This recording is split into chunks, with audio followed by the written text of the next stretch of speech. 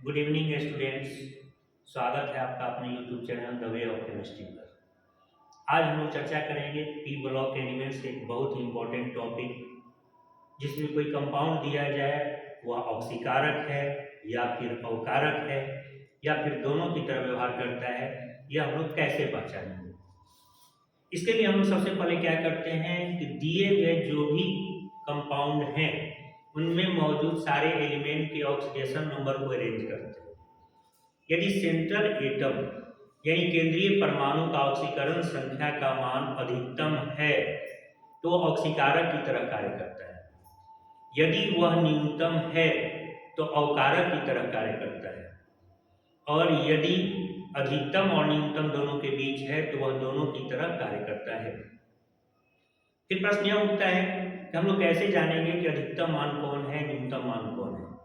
इसके लिए हम लोग क्या करते हैं कि मेंडलीव की आवर्त सारणी के वर्ग संख्या को देखते हैं। कोई भी तत्व अधिकतम ऑक्सीकरण संख्या का मान मेंडलीव की वर्ग संख्या से अधिक नहीं रख सकता। उदाहरण के तौर पर सल्फर मेंडलीव के अनुसार वर्ग 6 का तत्व है तो इसकी अधिकतम ऑक्सीकरण संख्या का मान 6 होगा। इसी तरह नाइट्रोजन मेंडलीव के अनुसार वर्ग 5 का तत्व है तो इसके अधिकतम ऑक्सीकरण संख्या का मान +5 होगा। लेकिन यदि न्यूनतम की बात करें तो न्यूनतम ऑक्सीकरण संख्या का मान वर्ग संख्या में से 8 घटाकर प्राप्त किया जाता है, और यह वर्ग संख्या का मान मेंडलीव के अनुसार होता है। अर्थात यदि सल्फर के वर्ग संख्या का मान 6 है मेंडलीव के अनुसार, तो उसके न्यूनतम ऑक्सीकरण संख्या का मान 6 में से 8 घटाकर प्राप्त किया जाएगा, अर्थात वो -2 होगा। अब इस पर आधारित कुछ सवाल को हम लोग देखेंगे। जैसे एक सवाल है H2SO4 ऑक्सीकारक है क्यों। हम लोग क्या करेंगे कि H2SO4 में ऑक्सीकरण संख्या का निर्धारण करेंगे। ऑक्साइड में एक ऑक्सीजन के ऑक्सीकरण संख्या का मान -2 होता है, तो 4 है, 4 से यहाँ गुना करेंगे। एक हाइड्रोजन के ऑक्सीकरण संख्या का मान +1 होता है, 2 है तो यहाँ 2 से गुना करेंगे, तो सल्फर के ऑक्सीकरण संख्या का मान +6 होगा। एक्चुअल में 6 और 2 8, 8 में से 8 गया 0, क्योंकि किसी अणु और उदासीनता के रूप में यदि बात करते हैं तो किसी अणु में मौजूद जितने भी तत्व हैं इन सबके ऑक्सीकरण संख्या का मान जोड़ने के बाद 0 के बराबर होता है, अर्थात किसी अणु की कुल ऑक्सीकरण संख्या का मान 0 होता है। यहाँ सल्फर के ऑक्सीकरण संख्या का मान +6 है। इस क्वेश्चन का आंसर हम लोग कुछ इस प्रकार से करेंगे कि H2SO4 में सल्फर के ऑक्सीकरण संख्या का मान +6 है जो अधिकतम मान है, और यही कारण है कि H2SO4 एक ऑक्सीकारक की तरह कार्य करता है। एक प्रश्न यह उठता है कि हम लोग वैल्यू निकालते किसके हैं। तो जो रूल्स में मान दिए गए हैं उन मान को हम लोग पहले रख देते हैं, जिसका मान रूल्स के अनुसार नहीं दिए गए हैं उनके मान को हम लोग ज्ञात करते हैं। इसी प्रकार का सेकेंड क्वेश्चन है HNO3 ऑक्सीकारक है क्यों। तो हम लोग क्या करेंगे, सबसे पहले HNO3 को नोट करेंगे। एक ऑक्सीजन -2 चार्ज रखता है, यहाँ 3 है तो 3 से गुना करेंगे। एक हाइड्रोजन का +1। अब यहाँ हम लोग दो तरह से वैल्यू निकाल सकते हैं। -6 से +1 घटा देंगे, -5 बचा तो यहाँ +5 लिख देंगे, क्योंकि जोड़ के टोटल 0 होना चाहिए। एक दूसरा तरीका है +1 और इसको x मान लेंगे, +1 + x - 6 बराबर 0, तो x का मान इस आधार पर भी +5 हम लोग निकाल सकते हैं।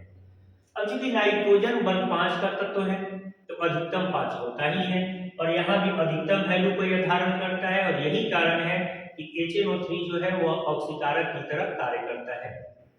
तो होगा कि HNO3 में नाइट्रोजन के ऑक्सीकरण संख्या का मान +5 है, यह मान अधिकतम मान है, और यही कारण है कि HNO3 ऑक्सीकारक की तरह कार्य करता है। फिर अगला सवाल है H2SO3 के बारे में। H2SO3 को हम लोग सल्फ्यूरस अम्ल कहते हैं। इसमें हम लोग मान निकालेंगे तो एक ऑक्सीजन का -2 3 है तो 3 से गुना करेंगे, एक हाइड्रोजन का +1 2 है तो 2 से गुना करेंगे, तो 6 में से 2 गया 4, अर्थात यहाँ +4।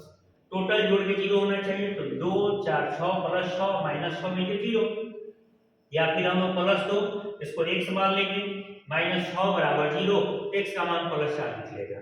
हम लोगों ने भी पढ़ा था कि सल्फर के अधिकतम ऑक्सीकरण संख्या का मान +6 होता है और न्यूनतम 6 में से 8 घटाएंगे तो -2 होता है।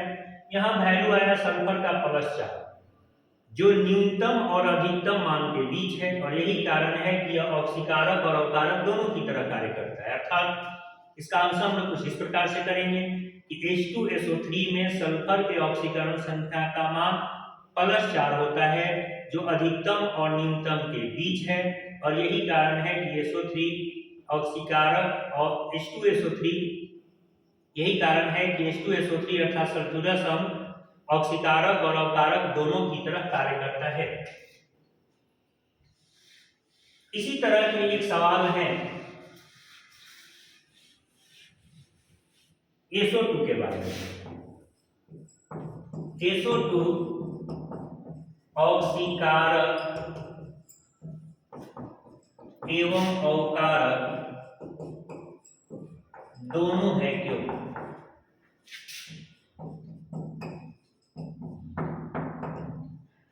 हम लोग उसी प्रकार से इसका भी आंसर करेंगे। SO2 में एक ऑक्सीजन के ऑक्सीकरण संख्या का मान -2 है तो 2 से गुना करेंगे, x -4 बराबर 0 तो x बराबर +4। यहाँ भी SO2 इसको सल्फर डाइऑक्साइड कहते हैं, इसमें सल्फर के ऑक्सीकरण संख्या का मान +4 है, जो अधिकतम और न्यूनतम दोनों के बीच है, क्योंकि इसका सल्फर का अधिकतम ऑक्सीकरण संख्या +100 होता है और न्यूनतम -2 होता है। इन दोनों के बीच यह वैल्यू एग्जिस्ट कर रहा है, और यही कारण है कि ऑक्सीकारक और अवकारक दोनों की तरह कार्य करता है। इसका आंसर हम कुछ इस प्रकार से करेंगे कि SO2 में सल्फर के ऑक्सीकरण संख्या का मान +4 होता है, जो अधिकतम और न्यूनतम मान के बीच है, और यही कारण है कि SO2 ऑक्सीकारक और अवकारक दोनों की तरह कार्य करता है। इसी तरह की एक और सवाल है H2S अवकारक है क्यों?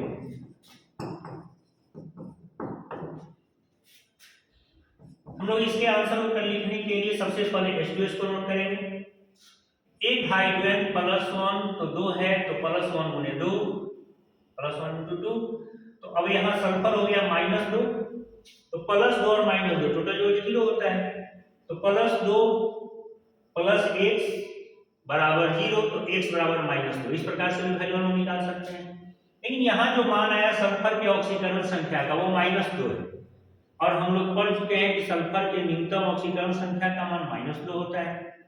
अर्थात H2S में, जिसको हाइड्रोजन सल्फाइड भी हम लोग कहते हैं, सल्फर के ऑक्सीकरण संख्या का मान -2 है, जो न्यूनतम मान है, और यही कारण है कि यह अवकारक की तरह कार्य करता है। तो आज हम लोगों ने जाना कि यदि किसी केंद्रीय परमाणु के ऑक्सीकरण संख्या का मान अधिकतम है तो ऑक्सीकारक होगा, यदि न्यूनतम है तो अवकारक होगा, और यदि दोनों के बीच है तो यह दोनों की तरह कार्य करेगा।